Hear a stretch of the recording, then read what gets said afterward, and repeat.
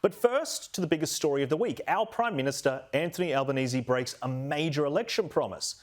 If you earn more than $150,000 a year, Albanese is going to attempt to introduce legislation which will mean you pay more tax than you were going to from July.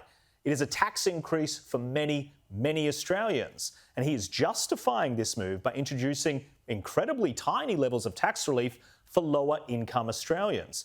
I'm talking about as little as $20 a week, which won't even start trickling in for 5 months. And for many of us in the media, we knew this was going to happen. And that's why we asked him again and again before and after the election if he was planning on doing this. Stage 3 is absolutely locked in? Yes. There are no circumstances under which you would seek to roll back Stage 3? No.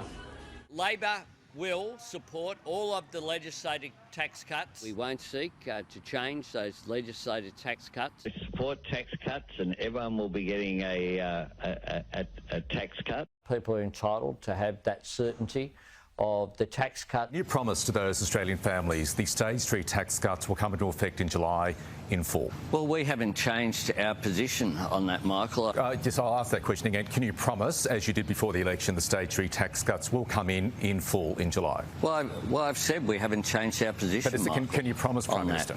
I've said I can't be clearer than that. We haven't changed our position. That's not exactly a promise, PM. Tax cuts. It was a promise before the election. Has that promise changed? Yeah, you can play word games, Michael. Nothing has changed. My word is my bond. In fact, just last week, Albanese was telling journalists that his position had not changed. Now, Sunrise host Natalie Barr even picked up on the ambiguous language our PM was using and called it out. Do you reckon he's playing word games? Because he doesn't seem to be just saying yes, something simple. Do you think he's sort of playing around with the words, or is he planning on giving tax cuts to or some relief to lower income earners as well? And this week at the National Press Club, when Anthony Albanese finally came clean about his plan, which will disadvantage many Australians, he can't even admit he was lying. Do you accept that this was a lie, and why should Australians trust that you won't lie to them again? What Australians can do is to trust me to make the right call, not the easy call. But the question wasn't, is this good or bad policy? It's, do you believe you lied? You maybe think... Well, what I did was absolutely say I have announced when we have changed our position. We have changed our position. Can you name any of your election promises you are not now prepared to break? This is a change in position. Will you rule out bringing in a retirees tax or any changes to negative gearing? We changed the position on Tuesday. We have changed our view. Now, to journalist Claire Armstrong's point, Albanese didn't just lie. He knowingly lied to Australians and every journalist who asked him a question.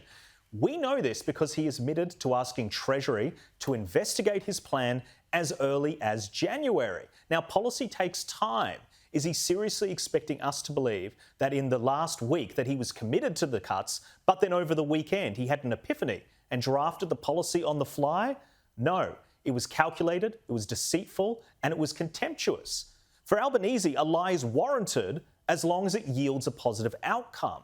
You just have to listen to his speech yesterday to understand that he is completely unapologetic. That means that next time Albanese gives you his word, you would be a fool to believe him. He is prepared to lie to win an election if he thinks it is the right thing to do.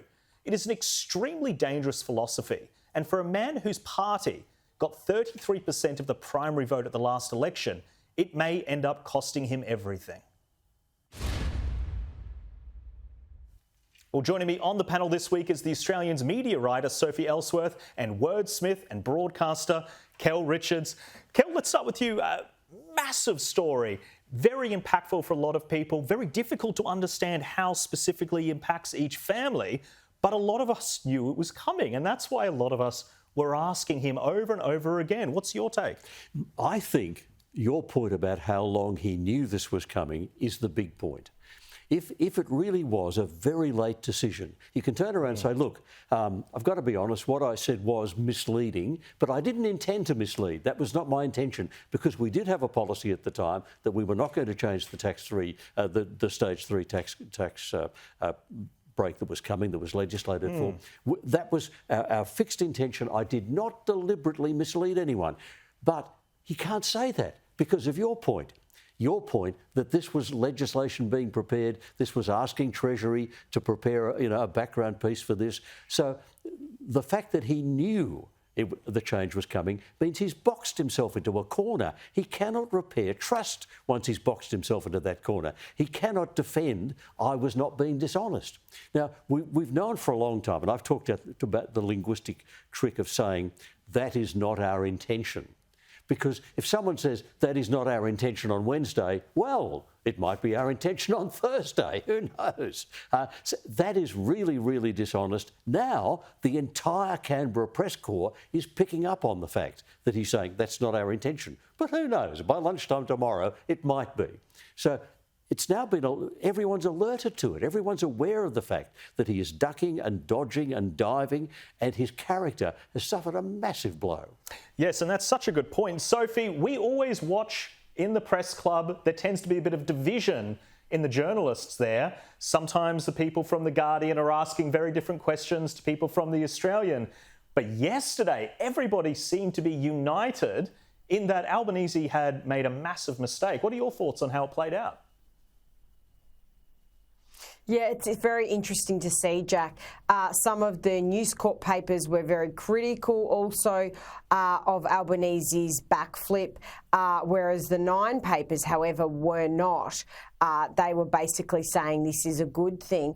But look, Jack, the situation here with the whole thing is that, yes, Albanese has effectively lied, but a lot of Australians will be better off under these changes. So you've got to weigh up in the public what's better. But I think it has tarnished his reputation because he's saying one thing and he ended up doing another. So whether that trust is completely shattered now remains to be seen. And I think his credibility has been damaged because he was saying up until very, very recently that he was not changing his position, and then suddenly he changed it.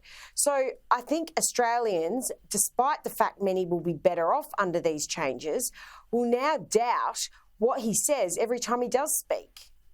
Yeah, Jack, can I just volunteer the thought that people who are going to benefit will not get $1 till later this year. Right now, there's only one political story, and that is don't trust this man. That's the only story that exists now, and no one's going to think otherwise until some dollars start arriving. Well, that's the main point. I mean, are you better off if the economy in itself is in a worse position because we can't attract skilled labour?